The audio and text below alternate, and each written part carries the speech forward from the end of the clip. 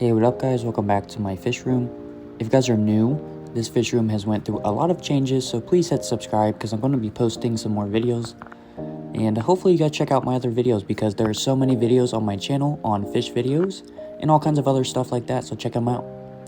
So the biggest thing I've done in the fish room is I went ahead and moved my cichlids back into a 40-gallon.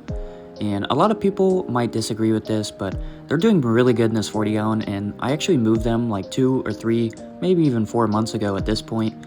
I've had so much spawning action in this tank that I can't even help it, but all the fish are doing pretty good even though they're spawning. They haven't been very aggressive to each other, so everyone's looking pretty good, no ripped up fins or anything like that. Pretty much a couple months ago, I ended up catching all the fish out of the 75-gallon. And I just netted out Slippy and put him right over into the 75-gallon. If you guys are new, he is my clown knife, and he's getting pretty big. He's probably 10 or 11 inches now. So I went ahead and moved him over to the 75, and I simply moved all the cichlids into this 40-gallon where Slippy was. Like I was saying, they've been in here for quite a while now, and they're pretty used to it. They pretty much just sit by the decorations. They don't really go up to the top anyways. They never really used the 75-gallon or explored it at all, which is part of the reason of me moving them. Next up, we have all of my baby plecos that I hatched out. If you guys don't know, I made a whole video about how to breed baby plecos, and it really didn't do very good on my channel at all. It only got like 80 views. It is super simple to breed plecos, and if you're interested, definitely check the video out because it's so fun to hatch out a whole bunch of baby plecos. Now the fish that are in here are actually wild caught mosquito fish from the northeast here. In a creek, I caught them with my friend in a net, and I brought them home and I quarantined them for a very long time before I went ahead and did this video.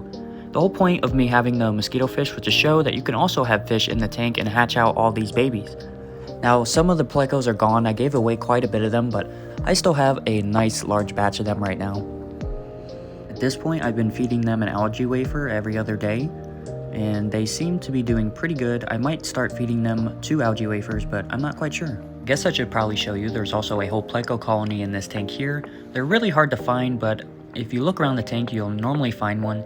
So this pleco right here, if you can see that in the cave, is actually the one of the parents for all those babies I just showed you. Alright, let's move on to my other tank. This is my big Hexagon tank. Now this tank always looks super small on camera, and that's because it has a black background and it's a hexagon, so it really is an optical illusion. In real life this tank looks huge, but on camera it looks really small. In this tank we have a whole bunch of random tetras and barbs, and you name it, just a bunch of random community fish. And then the main spectacle of the tank is my breeding pair of angelfish. They actually just laid a batch of eggs the other day, so they're pretty defensive right now. There's also quite a bit of algae on the tank because I don't really like to scrub it when they're breeding and laying eggs. It pretty much just gets them really mad and upset, so I tend to just leave the tank alone when they lay eggs. There's also a whole bunch of corydoras and other creatures in this tank, bottom dwellers, and a whole bunch of fish that hide in this tank. Like I said, this tank is really big, but it shows off really small on camera, and I think it's really just the lens I film with. A lot of the fish in this tank are just really old, and the story of this tank is I used to have a big planted community tank, and I ended up tearing it down, and I found this tank here on Facebook Marketplace, and it was a big hexagon tank. I thought it was pretty cool because I used to see these when I was a kid, but you don't see them anymore. Anyways, let's move on to the final masterpiece tank here. This is the 75-gallon, which I talked about earlier. This is my clown knife Slippy. If you guys have been watching the channel for any amount of time, he's pretty much like the mascot of my channel. Ever since I got him, I started really trying on my channel and making a whole bunch of videos. This guy is super personable, and I definitely like him as a single solo monster fish. Now, he was definitely not happy when I moved him. The first couple days he was hiding for a long time, and he even didn't eat for the first couple days, so these monster fish can definitely be very picky, and they definitely have an attitude, and they have feelings. They're very smart, and I like monster fish, but I always beware people to get a tank big enough for them.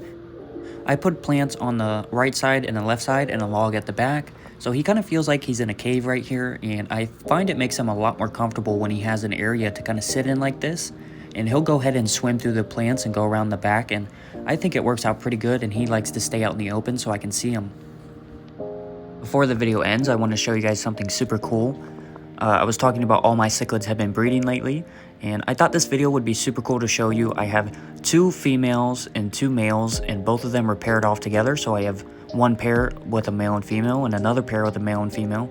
This one right here is a super big male firemouth, and that's his female right below him there. You can always tell she's a bit smaller and wider. So they have the left side of the tank there, and on the right side of the tank here, there is another female right there. And then her male's gonna come in here in a second. Here, her male comes from across the tank. You know, if you do a proper scape on your cichlids, they should be able to do this where they can even breed right in front of each other and there's no aggression problems because they have breakaways and viewpoints and stuff like that. And there's so many fish in here that they can't possibly be aggressive. So this tank usually works out really well for me. I really think the firemouth is just an underrated cichlid in the hobby. They're particularly small compared to most of the cichlids that you'll find. Anyways, that's pretty much it for this video. If you have watched this far, I really appreciate you. Please leave a like and subscribe to the channel. And definitely leave a comment down below. Let me know if you enjoy videos like this. Anyways, I'm hoping to get some more videos up on the channels for you guys. Let me know down in the comments what videos I should make. And I'm going to try and get some more videos up. I'll see you guys later. Peace.